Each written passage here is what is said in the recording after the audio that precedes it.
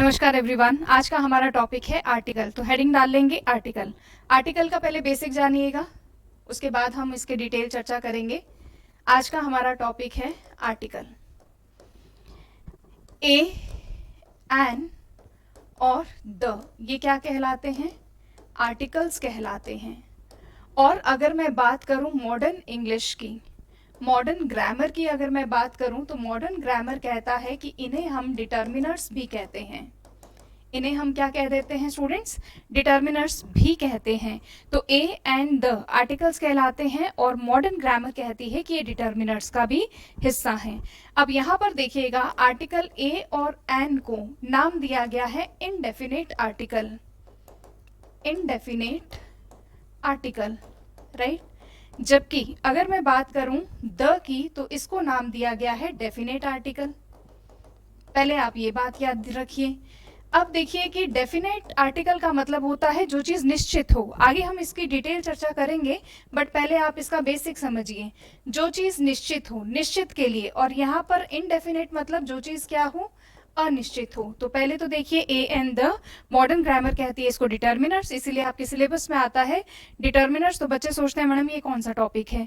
तो डिटर्मिनर्स में आगे डिटेल में और भी चर्चा करेंगे, वो अलग से हम टॉपिक रखेंगे।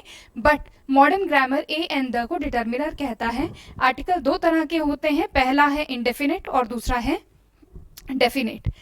डेफिनेट आर्टिकल होता है द, और ए और एन क्या होते हैं? इनडेफिनेट आर्टिकल, निश्चित और अनिश्चित। अब ये कहानी क्या है, इसको जरा समझेंगे। क्या कहानी है निश्चित और अनिश्चित? क्यों आर्टिकल हमें इतना परेशान करता है? क्यों हमारी आर्टिकल में एरर हम नहीं कर पाते हैं? उन सब चीजों के लिए पहले आप एक बेस बनाइए। बेस आपको क्या बनाना है? अभी अभी मैंने कहा कि ए और एन को हम कहते हैं इनडेफिनेट आर्टिकल, राइट। अब पहले आप इसका बेस जानिए। क्या है इसका बेस? इसका बेस क्या है? ऐसी चीज जो अनिश्चित है, जिसके लिए हम कभी कभी कहते हैं ए और एन एक को भी रिप्रेजेंट करता है, उसका भी हम कंपैरिजन करेंगे कि एक को वन रिप्रेजेंट क्यों नहीं करता, और वन और ए और एन में क्या डिफरेंस होगा। दूसरी बात आती है कि इसका बेस क्या है। इसका बेस ये है कि जो चीज हम कहते हैं, सबसे पहले तो हम बात करेंगे singular countable, singular countable noun की। जब जब बात आएगी ए और एन की, तब हमारी चर्चा रहेगी सिंगुलर काउंटेबल नाउन। आप में से बैठा हुआ कोई नहीं कह सकता कि हमें इसकी जानकारी नहीं है, क्योंकि इसको मैंने नाउन के चैप्टर में पढ़ा दिया है। तो सिंगुलर काउंटेबल नाउन, यानी कि यहाँ पर मैंने लिख दिया बॉय, तो ये क्या हो गया? ये हो गया सिंगुलर भी है, बॉय की मैं काउंटिंग भी कर सकती हूँ, और ये एक नाउन भी है। तो एक चीज और जो बहुत इंपॉर्टेंट वो आपको ध्यान रखनी है, वो ये है कि आर्टिकल का जन्म हुआ ही सिर्फ और सिर्फ नाउन के लिए है। आप एडजेक्टिव के साथ, एडवर्ब के साथ, किसी चीज के साथ भी आर्टिकल का यूज नहीं कर सकते।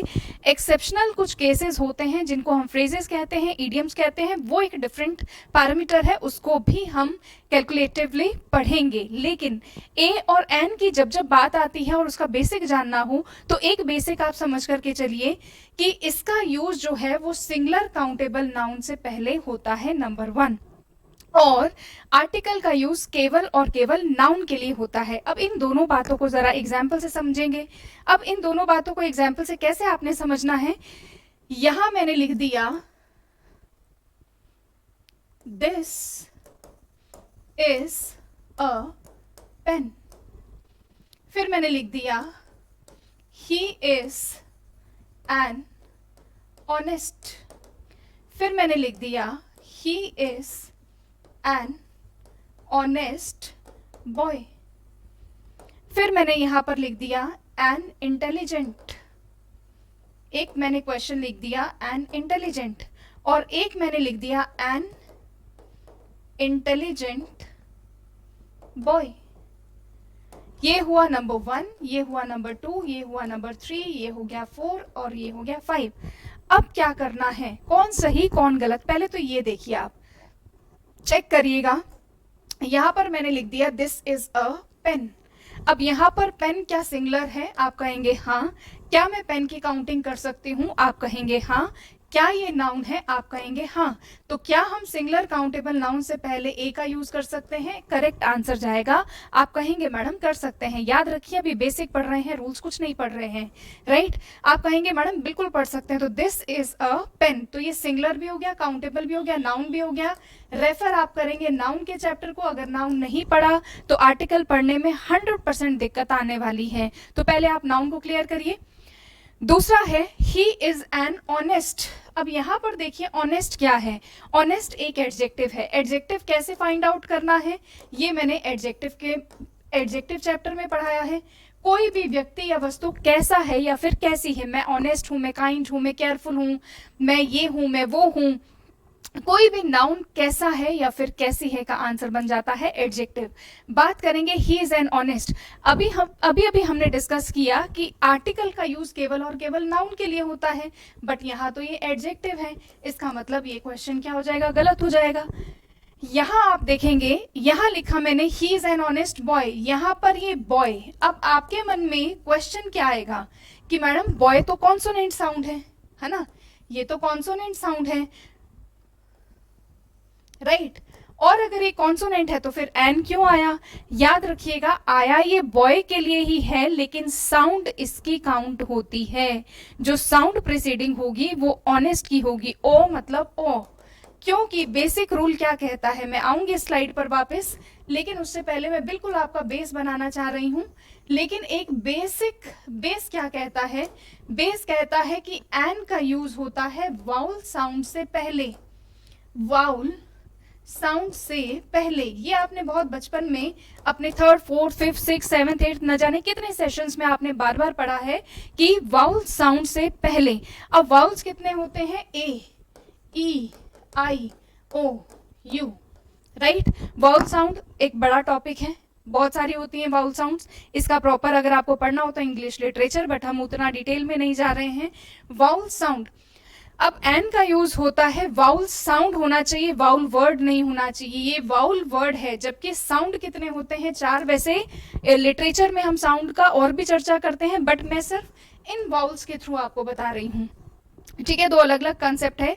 जिन्होंने इंग्लिश लिटरेचर पढ़ा है वो जरूर पढ़ते होंगे कि मैडम वाउल साउंड कितने होते हैं। वाउल साउंड 24, 23 जो भी है, जो भी नंबर आता है वाउल साउंड का, वो एक अलग कंसेप्ट है। तो एन का यूज कहाँ होता है? वाउल साउंड से पहले। जैसे मैंने लिख दिया M L A, L L B, यहां पर हम इसको क्या पढ़ रहे हैं? म एल ए या फिर एम एल ए? हम इसको क्या पढ़ रहे हैं? हम इसको म एल ए पढ़ रहे हैं या फिर एम एल ए पढ़ रहे हैं? तो आप कहेंगे मैडम हम इसको एम एल ए पढ़ रहे हैं। ए का साउंड आया, इसलिए मुझे यहाँ पर क्या लिखना है? N M L A. यहाँ पर अ का साउंड आया, इसलिए मुझे क्या लिखना है? N L L B. अब एम एल ए और एल एल बी किसी का नाम है, और नाम हमेशा क्या होती है? नाउन होती है। तो यहाँ पर ये भी राइट हो गया, ये भी राइट हो गया। मैं वापस अपनी बैक स्लाइड पर आती हूँ। बेसिक था ये, एन का बेसिक था, एन ऑनेस्ट। तो याद रखिएगा यहाँ पर ये क्वेश्चन जो है वो सही है, क्योंकि आया ये बॉय के लिए है, लेकिन साउंड किसकी लेगा? जस्ट इसके बाद वाले वर्ड की साउंड लेगा, ये ध्यान रखिएगा। बॉय में कॉन्सोनेंट साउंड है, वाउल साउंड कहाँ पर है? ऑनेस्ट में। केवल एन ऑनेस्ट है तो ये गलत है, क्योंकि यहाँ पर नाउन नहीं है। अब यहाँ पर क्योंकि नाउन है तो इस नाते क्वेश्चन क्या हो जाएगा? राइट हो जाएगा। अब लिखा हुआ है एन इंटेलिजेंट, राइट? इंटेलिजेंट क्या हो गया? मैं कैसा हूं? मैं इंटेलिजेंट हूं, मैं काइंड हूं, मैं केयरफुल हूं, मैं ब्रेव हूं, बहुत कुछ और भी हो सकता है। तो यहाँ पर मैं इंटेलिजेंट हूं, तो सिर्फ इंटेलिजेंट है तो क्वेश्चन पूरी तरीके से क्या है? गलत है। लेकिन यहाँ मैंने लिख दिया एन इंटेलिजेंट बॉय, इसके लिए मैंने यहाँ पर क्या लिख दिया है? बॉय दे दिया है, यानी कि ये पूरी तरीके से राइट है, क्योंकि ए और एन का बिल्कुल बेसिक सा बनता है कि जब तक नाउन नहीं है, जब तक नाउन नहीं है तब तक आर्टिकल हो नहीं सकता। एक्सेप्शनल केसेस बहुत सारे आएंगे और आपके सारे क्वेश्चंस उसी में से ही पूछे जाते हैं। तो बेसिक तो ठीक है, बिना बेसिक पढ़ाए तो मैं आगे बढ़ नहीं सकती, है ना? डायरेक्ट तो मैं आगे नहीं बढ़ सकती हूँ, ये आप लोग भी समझते हैं। तो ये पहले आप पैरामीटर को क्लियर करेंगे, ये सारी चीजें आपको क्लियर हो गई होंगी। मैं फिर से एक बार ले चलती हूँ आपको। ए और an articles, modern grammar determiners कहती है। ए और एन इंडेफिनेट अनिश्चित, जबकि एन जो है सॉरी द जो है वो क्या है, डेफिनेट आर्टिकल है। ए और एन का बेसिक आपने जाना, अभी द पर हम नहीं आए हैं। ए और एन का बेसिक आपने जाना अनिश्चित यानी एक के लिए भी यूज होता है, बट ये सिर्फ इतना ही नहीं है, और भी बहुत सारे पैरामीटर्स हैं। तो ये अगर आपको बेसिक क्लियर हो गया है तो हम चलते हैं अपनी स्लाइड पर, देखेंगे जरा, चेक करिएगा क्या लिखा है आपने, क्या पढ़ पा रहे हो आप। इस स्लाइड की तरफ मूव ऑन करते हैं। ये स्लाइड आपसे कहती है कि a and the, a an और द आर्टिकल्स कहलाते हैं। मॉडर्न ग्रामर के अनुसार आर्टिकल्स एक प्रकार के क्या हैं, डिटर्मिनर्स हैं। ए एन को इंडेफिनेट, ए एन को इंडेफिनेट तथा द को डेफिनेट आर्टिकल्स कहते हैं। ठीक है, निश्चित और अनिश्चित डिटेल में मैंने आपको इसको समझाया है। फिर आगे हम बढ़ते हैं, इसके बारे में और क्या चर्चा की जा रही है जरा देखें। वाक्यों में सिंगुलर काउंटेबल नाउन से पहले, क्या मैंने पढ़ा दिया, वाक्य में सिंगुलर काउंटेबल नाउन से पहले यदि वह अनिश्चित है तो आर्टिकल ए एन का प्रयोग होगा। यहां पर देखेंगे, अगर आप यहां पर एग्जाम्पल देख पा रहे हैं तो यहां पर सिंगुलर है, काउंटेबल है और नाउन भी है, आर्टिकल नहीं है, तो ये क्या हो गया, इनकरेक्ट हो गया। सीता सैंग सॉन्ग सिंगुलर है, काउंटेबल है, नाउन भी है, लेकिन आर्टिकल नहीं है, क्वेश्चन क्या हो गया, इनकरेक्ट।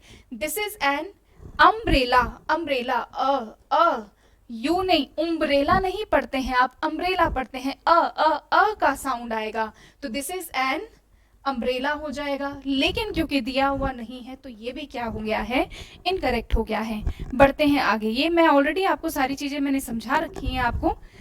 अब यहाँ पर लिखिएगा पर्स, क्या ये पर्स राइट है, आई हैव अ पर्स, बिल्कुल राइट है। This is an inkpot, inkpot क्या है, नाउन है, राइट। अब यहाँ पर क्या है, ए एन का प्रयोग अनिश्चित, सिंगुलर नाउन से पूर्व किया जाता है, निश्चित होने पर नाउन के पूर्व द का प्रयोग किया जाता है, इसी कारण से ए एन को इंडेफिनेट आर्टिकल्स कहा जाता है। तो I have a purse, this is an inkpot, तो यहाँ पर ये क्या हो जाएगा, राइट हो जाएगा। ये चीजें मैं आपको समझा चुकी हूँ, जो चीज मैंने वर्बली आपको समझाई है वो आपके बोर्ड पर भी लिखी हुई है।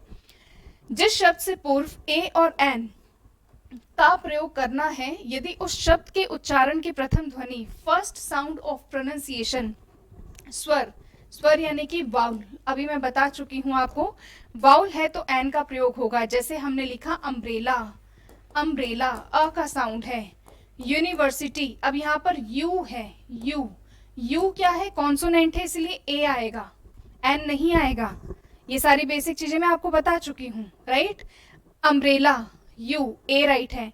अ, वन, वन, व आता है, व आता है, वन, आप ओन नहीं पढ़ते हैं इसको, वन पढ़ते हैं इसको, तो यहाँ पर व आया तो ए बिल्कुल राइट है। फिर एन ऑनेस्ट आ गया तो यहाँ पर एन ऑनेस्ट बिल्कुल। अब देखिए यहाँ पर सिर्फ एन ऑनेस्ट गलत है, यहाँ पर क्या होना चाहिए, एन ऑनेस्ट बॉय होना चाहिए, एन ऑनेस्ट क्या होना चाहिए, बॉय होना चाहिए, तो यहाँ पर ये गलत हो गया। अ 1 रुपी नोट सही है, अ यूनिवर्सिटी सही है, एन अम्ब्रेला राइट है। तो ये चीज आप समझ करके चलिए डे 1 से ही, ताकि आपको कोई प्रॉब्लम नहीं आए। क्लियर है सारी चीजें यहाँ तक, आगे देखते हैं।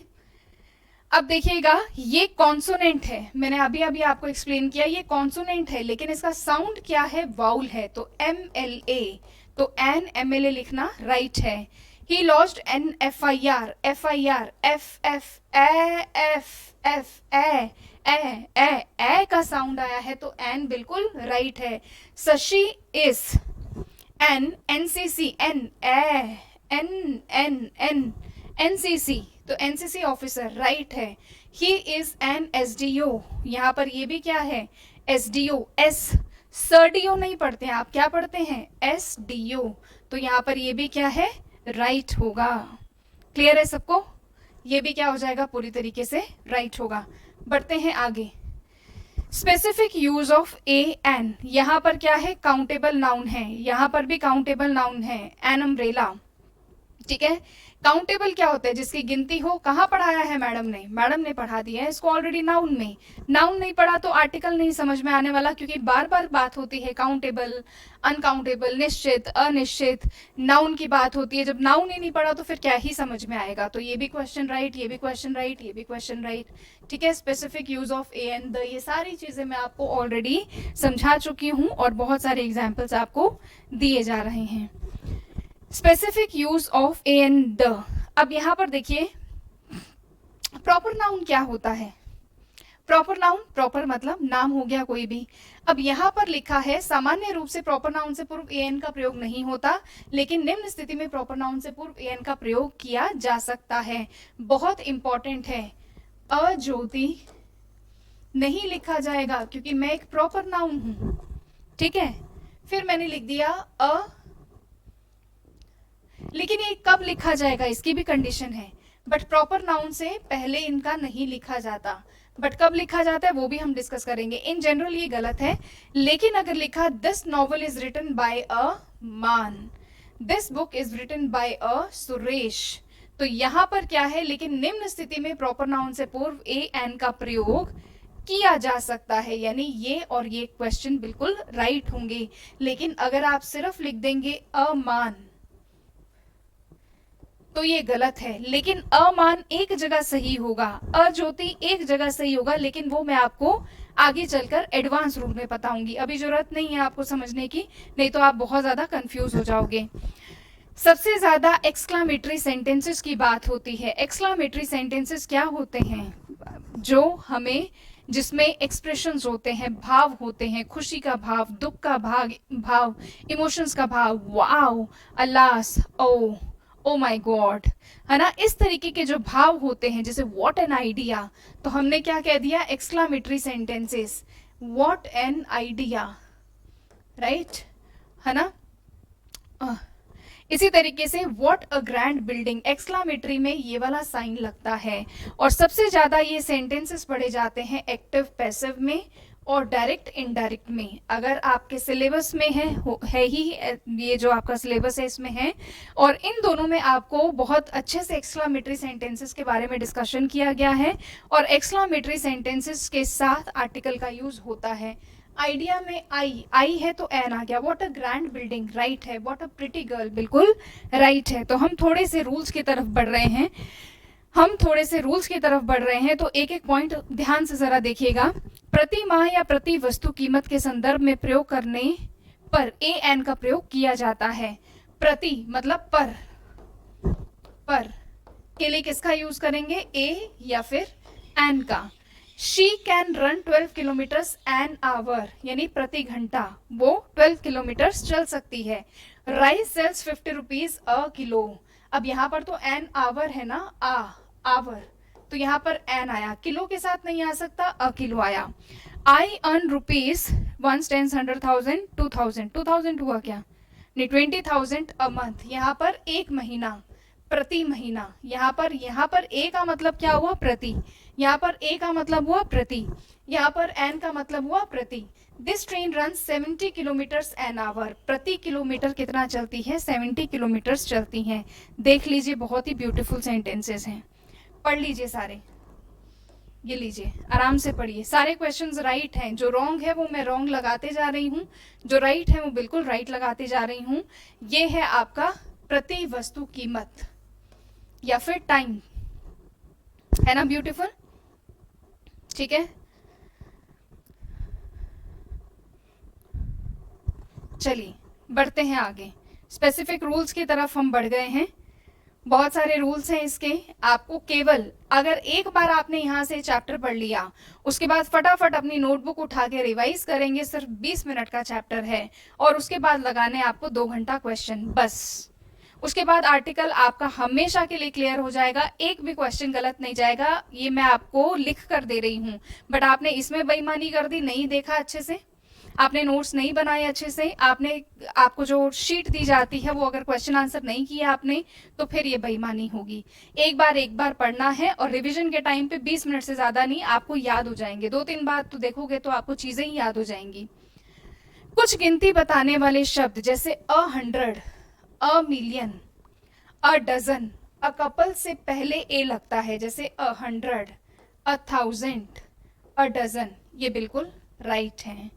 ठीक है, और इसको हमने पढ़ा था टाइम मनी डिस्टेंस में, नाउन का एक चैप्टर पढ़ाया था टाइम मनी डिस्टेंस में, उसमें बखूबी बताया था आर्टिकल का यूज। देख लीजिएगा, रेफर कर लीजिएगा। ठीक है, नहीं देखे चैप्टर्स तो प्लीज देखिए आप। ठीक है, क्योंकि इंग्लिश में आप जानते हैं, अगर आपने मेरा फाउंडेशन बैच पढ़ा है या फाउंडेशन की क्लासेस ली हैं तो उसमें आपने देखा है कि एक सर्किल है, एक चैप्टर दूसरे चैप्टर से, दूसरा चैप्टर तीसरे चैप्टर से, इस तरीके से ये कनेक्टेड चैप्टर्स होते हैं। व्यवसाय से पूर्व एन का प्रयोग किया जाता है। He is an MP, MLA, MLC, SDO, FO, सब में ए का साउंड है, अ या ए का साउंड है। क्वेश्चन बिल्कुल राइट है। She is a nurse, a teacher, a dentist, बिल्कुल राइट है। I am a teacher, you are a student. ठीक है, he is a manager, carpenter, cobbler, बिल्कुल राइट है, प्रोफेशन बताने के लिए। क्लियर है ये पॉइंट? सारे बड़े अच्छे अच्छे से पॉइंट है, सिर्फ वन टाइम पढ़ना होता है इंग्लिश को, बार बार नहीं पढ़ना होता। वन टाइम बार बार पढ़ना होता है, इडियम्स को, फ्रेजेस को, सिनोनिम्स को, एंटोनिम्स को, इनको पढ़ा जाता है बार बार। बढ़ते हैं नेक्स्ट रूल की तरफ। किसी विशिष्ट व्यक्ति का विशेषताओं के संबंध में किसी अन्य व्यक्ति को पहचान दी जाए तो एन का प्रयोग होता है। वो कहते हैं ना, वो तो बिल्कुल हिटलर है, हिटलर है, ही इज अ हिटलर। यहाँ पर एक्चुअली वो हिटलर नहीं है, लेकिन उसको हिटलर की उपाधि दे दी गई है। हिटलर की विशेषताएं उसके अंदर सारी हैं, वो हिटलर नहीं है लेकिन उसके अंदर हिटलर जैसी सारी विशेषताएं हैं, तो ही इज अ हिटलर। एक किया गया है यूज, होना ही चाहिए, नहीं कर रहे थे अब तक तो करिए। ही इज अ गांधी, वो गांधी नहीं है लेकिन उसके अंदर गांधी जैसे गुण पाए जाते हैं, तो ही is a Gandhi. He is a second Dara Singh, वो दारा सिंह नहीं है लेकिन उसके अंदर दारा सिंह जैसी क्वालिटीज पाई जाती हैं। तो जब आप किसी के क्वालिटीज की बात करते हैं, विशेषताओं की बात करते हैं, तो आर्टिकल ए को कभी नहीं भूलेंगे। तो specific use of a and an, अभी हम ए और एन के यूसेज की बात कर रहे हैं। तो किसी व्यक्ति की विशेषता किसी दूसरे व्यक्ति में बतानी हो तो कुछ इस तरीके से सेंटेंसेस को लिखना होगा। बढ़ते हैं नेक्स्ट रूल की तरफ। किसी जाति विशेष को व्यक्त करने के लिए सिंगुलर काउंटेबल नाउन से पूर्व, सिंगुलर काउंटेबल नाउन से पूर्व ए और एन का यूज किया जाता है। जैसे a dog is an animal, यहाँ पर ये जाति को बताता है। अ पिकॉक इज अ बर्ड, यहाँ पर एक पूरी जाति को बताता है कि पिकॉक क्या है, किस जाति से बिलोंग करता है, पक्षियों। और इसी तरीके से जानवरों से। इजी सा रूल है और बहुत कंफ्यूजिंग भी है, इसके लिए हम आगे डिस्कशन करेंगे। कंफ्यूजिंग है ये, क्यों है? क्योंकि क्या क्या आंसर माने गए हैं वो आप देखेंगे क्वेश्चन आंसर सीरीज में, क्योंकि जब आपके सामने क्वेश्चंस आएंगे तभी तो आप पता लगा पाओगे ना। बिना रूल्स के क्वेश्चन समझ नहीं आएंगे, बिना रूल्स के क्वेश्चन समझ नहीं आएंगे, खाली क्वेश्चन दे दिए तो रूल समझ में नहीं आएंगे। तो ये वाइस एंड वर्सा है, तो पहले आप इसको पढ़ो, ठीक है। लेकिन फिर भी क्या क्या प्रॉब्लम्स आपको आने वाली हैं वो मैं पहले ही आपको बताकर चल रही हूँ। हाँ जी, जब वाक्य में वर्ब का प्रयोग नाउन की तरह किया जाता है उससे पहले ए और एन का यूज होता है। चलना एक क्रिया है, क्रिया के चैप्टर में, वर्ब के चैप्टर में पढ़िए, बखूबी समझाया गया है।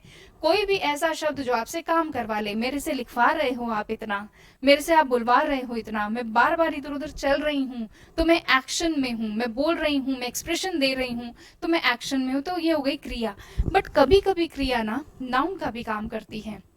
वॉक होता है चलना, लेकिन यहाँ देखो एक नाउन की तरह, he goes for a walk daily, यहाँ पर ये एक गोज तो हो गया यहाँ पर मेन वर्ब, ठीक है, लेकिन यहाँ पर वॉक क्या हो गया है, नाउन हो गया है, noun phrase a walk daily. वैसे वर्ब से पहले नहीं आता, बट जब एक वर्ब वहां पर आपका नाउन का काम करने लगे तब ए का यूज होता है। बार बार इन सेंटेंसेस को पढ़ेंगे तब जाकर के आपको रिलीफ मिलेगा कि हमने क्या सीखा और कितना अच्छा सीखा। अब आप सोचेंगे कि पढ़े ही नहीं, टाइम ही नहीं दे मैडम, तो 1 घंटा बोलकर चली गई, हम क्या पढ़ें, तो उसमें तो फिर कुछ नहीं मिलेगा। खाली कोर्स परचेज करने से कुछ नहीं होने वाला, पढ़ना पड़ेगा, लिखना पड़ेगा, याद करना पड़ेगा।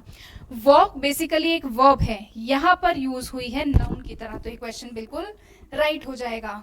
फिर नेक्स्ट क्वेश्चन देखिएगा, last Sunday I had a long talk with, long talk, यहाँ पर टॉक बेसिकली क्या है, talk is a verb used here as a noun. Basically क्या है ये सॉरी बच्चों, इसको यहाँ रख देते हैं, ये बीच में नहीं आएगा ना, अब दिखाई दे रहा है? ठीक है, अब मैं इसको यहाँ से डिलीट कर देती हूँ ताकि आप अच्छे से देख लें। तो क्वेश्चन ये भी राइट है, क्वेश्चन ये भी राइट है। याद रखिए यहाँ पर जो टॉक है और यहाँ पर जो वॉक है वो काम कर रहे हैं नाउन की तरह। जब एक एक्शन नाउन की तरह काम करने लगता है, जब एक एक्शन नाउन की तरह काम करने लगता है तो आर्टिकल का यूज होता है। धीरे धीरे ये सारी चीजें आपके लिए बहुत कॉमन हो जाएंगी। ठीक है, चलिए बढ़ते हैं आगे।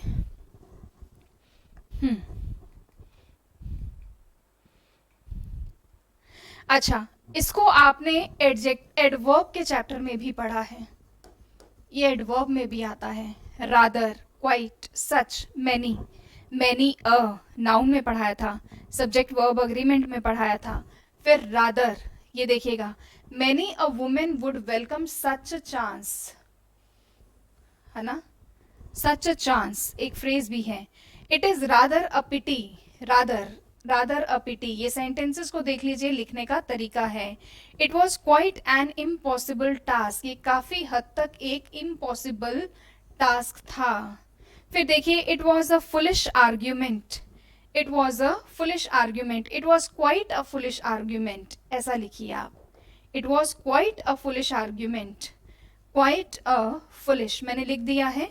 अब क्वाइट ये काफी हद तक फुलिश आर्ग्यूमेंट था, तो ये यहाँ पर क्या यूज हुआ है, मैनी रादर क्वाइट। वैसे आपको इसको अगर आप रूल को छोड़ भी दें तो आपको कोई फर्क नहीं पड़ेगा, क्योंकि ये फ्रेजेस में भी हम कवर करते हैं, इडियम्स एंड फ्रेजेस में भी कवर करते हैं। अगर आपको थोड़ी देर के लिए याद नहीं भी हो रहा, नहीं भी समझ में आ रहा, तो इसके लिए टेंशन मत लीजिएगा, क्योंकि जो फिक्स्ड फ्रेजेस हैं वो तो एनी हाउ आपको देखनी ही पड़ेंगी। ठीक है, चलिए नेक्स्ट। अच्छा, एडजेक्टिव से पहले, it is too heavy a parcel for me to carry, adjective से पहले so as too, how, quite का प्रयोग होता है एडजेक्टिव से पहले। ये रहा एडजेक्टिव से पहले टू, है ना, हाउ, क्वाइट, सो का, ये है एडजेक्टिव से पहले यूज होता है, तो उसके बाद ए और एन का यूज होना चाहिए। ठीक है, याद रखिएगा, एडजेक्टिव से पहले, यानी कि ये रहा आपका एडजेक्टिव, इससे पहले क्या आ जाए, ये आ जाए, क्या आ जाए, सो आ जाए, एज आ जाए, टू आ जाए, हैवी आ जाए, और क्या आ जाए, क्वाइट आ जाए। यानी कि अगर एडजेक्टिव से पहले ये सारे वर्ड्स आ जाएं तो इसके बाद आर्टिकल आएगा। सिंपल। ठीक है, मैं एक बार फिर से मिटा करके पूरा आपको रिपीट करवा देती हूं।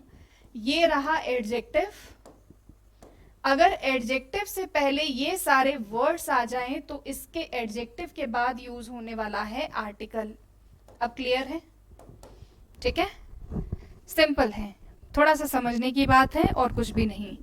यहां पर देखिएगा, एडजेक्टिव से पहले टू तो बाद में आर्टिकल, यहां पर बिग से पहले सो तो बाद में आर्टिकल। ये 3-4 बार आप रिवाइज करेंगे तो आपको ये कंसेप्ट क्लियर हो जाएगा। तो ये है आपका कंसेप्ट नंबर 11। तो क्वेश्चन क्या हो जाएंगे, राइट हो जाएंगे। क्लियर है? अगर आपको so as too, how, quite, अगर ये एडजेक्टिव से पहले दिए जाते हैं तो इनके बाद आप आर्टिकल का यूज करेंगे। जैसे कि यहाँ पर मैं फिर से एक बार इसको कंप्लीट डिलीट कर देती हूँ और मैं आपको हाईलाइट कर देती हूँ। ये हाईलाइट हो गया टू हैवी अ, यहाँ हाईलाइट हो गया सो बिग अ। ठीक है, तो ये कंसेप्ट है, यानी कि ये जो ऊपर दिए गए हैं वर्ड्स, कौन से वर्ड्स ऊपर दिए गए हैं, एडजेक्टिव, ठीक है, और उसके बाद क्या आएगा, आर्टिकल। कौन से वर्ड्स, ये रहे words, so, as, how, quite. ठीक है, चलिए, ये है आपका कंसेप्ट नंबर 11।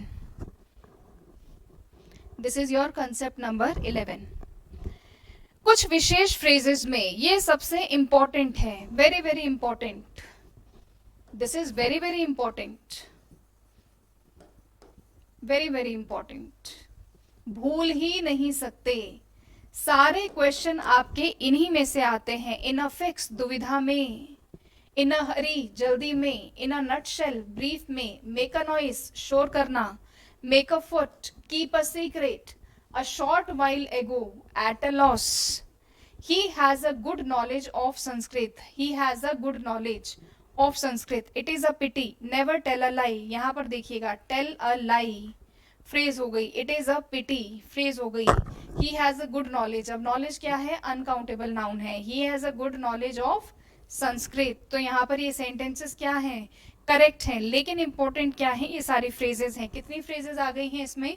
1 2 3 4 5 6 7 8 फ्रेजेस दी हैं. 8 नहीं है, बहुत सारी हैं, लेकिन आप धीरे धीरे हर चैप्टर में इसको कवर करेंगे. लिख लीजिए सारी फ्रेजेस. इससे ज्यादा इंपॉर्टेंट स्लाइड इंग्लिश में नहीं हो सकती. सारे क्वेश्चन लगभग जितनी बार भी आपसे क्वेश्चन पूछे जाते हैं, ज्यादातर इन्हीं में से ही पूछे जाते हैं. ठीक है. और भी बहुत सारी फ्रेजेस हो सकती हैं, और भी बहुत सारी फ्रेजेस हो सकती हैं. ठीक है. Tell a lie, take a bath, half a kilo, a matter of chance, have a good education. Right. ये देखिएगा, बहुत सारी फ्रेजेस हो सकती हैं. ठीक है. Make a noise. ठीक है. Make a noise. Go for a walk. Take a fancy to.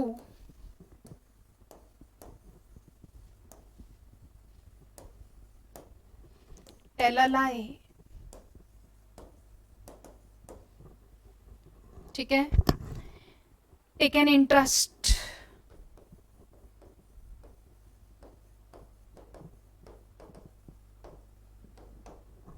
ठीक है. Take a rest.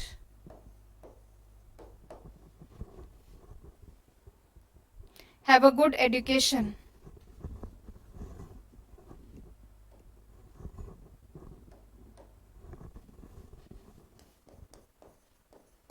Have a good education. Have a meal. Have a good education. Have a meal at a discount.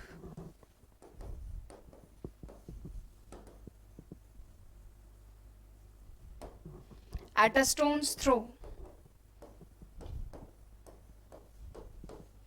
At a stone's throw. Right? At a stone's throw. Take a bath, half a kilo. Half a kilo. Take a bath. ठीक है. इनको मैंने अलग से भी दे रखा है, यहां पर भी लिखवाया है. हाफ अ किलो हो गया. A matter of chance. A matter of chance. ठीक है.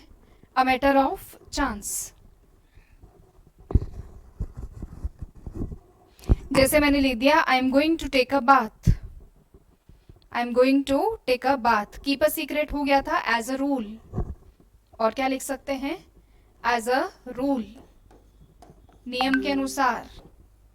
As a rule. और क्या लिख सकते हैं? A matter of fact. अच्छा, ये तो लिख दिया ना, अ मैटर ऑफ फैक्ट. ठीक है. अ मैटर ऑफ चांस लिख दिया था, अ मैटर ऑफ फैक्ट भी लिख सकते हो आप. To have a drink, go for a walk. Go for a walk. To have a drink. Right. बहुत सारी हो सकती हैं, बहुत सारी हो सकती हैं. ठीक है. टाइम टू टाइम इसको पढ़ते रहते हैं हम. ये कुछ हैं, आई होप आप सबने लिख लिया होगा. लिख लीजिए आप इन्हें.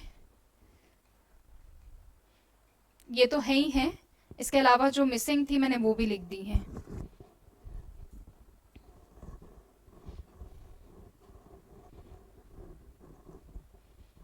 डन. बढ़े आगे. Have a meal at a discount, at a stone throw, थोड़ी दूरी पर. आधा किलो को लिखते हैं हाफ अ किलो. नहाना, take a bath. A matter of chance, मौके की बात होना. नियम के अनुसार, एज अ रूल. भोजन लेना, हैव अ मील. अच्छी एजुकेशन लेना, हैव अ गुड एजुकेशन. ठीक है. चलिए, यहां पर ये पॉइंट खत्म हो गया. पॉइंट नंबर 12 था.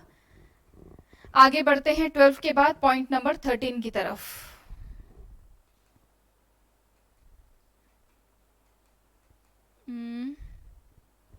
प्लूरल नाउन से पहले कभी भी ए और एन का यूज होता नहीं है, यानी कि आप अ बॉय तो लिख सकते हो, आप क्या लिख सकते हो, अ बॉय तो लिख सकते हो, आप अ बॉय तो लिख सकते हो, लेकिन अगर मैं बॉयज लिख दूं और फिर ए लगा दूं तो ये बिल्कुल गलत है, क्योंकि आपको पहले ही बताया गया है कि नाउन का यूज हमेशा होता है, सिंगुलर होनी चाहिए नाउन, और दूसरा कंडीशन क्या है, काउंटेबल होनी चाहिए, और तीसरी कंडीशन क्या है, नाउन होनी चाहिए। इसलिए जहां पर केवल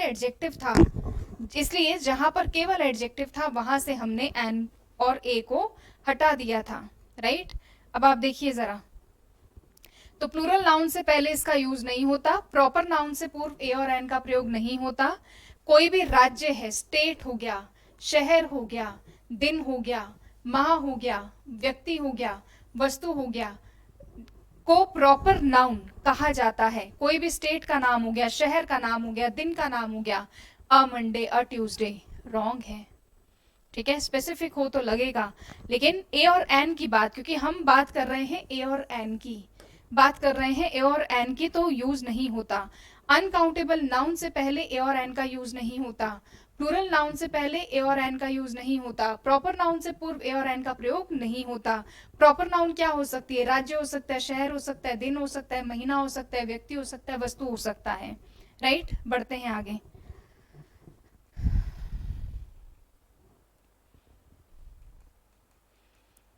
तो ए और एन निम्न स्थिति में यूज नहीं करना चाहिए। तो अभी तक ये आपका पार्ट 1 है। पार्ट 2 में हम इसके आगे की चर्चा करेंगे कि कहाँ कहाँ ए और एन का यूज नहीं होना चाहिए। अगर आपने इससे पहले वाली स्लाइड देखी हो तो हमारे जो पॉइंट नंबर 12 है, 1 से लेकर 12 पॉइंट तक गए हैं, वो ये बताते हैं कि ए और एन का यूज कहाँ करना है। नेक्स्ट सेशन में हम पढ़ेंगे ए और एन का यूज कहाँ नहीं करना है, फिर हम पढ़ेंगे आर्टिकल द का यूज कहाँ करना है, फिर हम पढ़ेंगे आर्टिकल द का यूज कहाँ नहीं करना है, और फिर हम देखेंगे क्वेश्चंस कैसे आते हैं।